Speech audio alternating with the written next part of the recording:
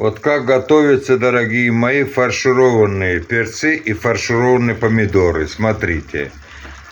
По окружности ставите вот так вот перцы фаршированные, посередине фаршированные помидоры с рисом, с фаршем. Вот, с лучком, конечно, все-все. И вместе вот так вот тушите. Вот.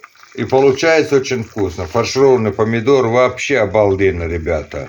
Они ничуть не хуже, чем, даже лучше даже, чем, но фаршировать их очень легко, внутренности снимаете, все маленькой ложечкой, чайной ложечкой скребете, короче говоря, да, и все, туда заполняете фарш, вот, и также на медленный огонь, короче, ставите, и все, а потом вот так вот, закрыли, вот она, вот, и пусть тушится, у меня компот потек.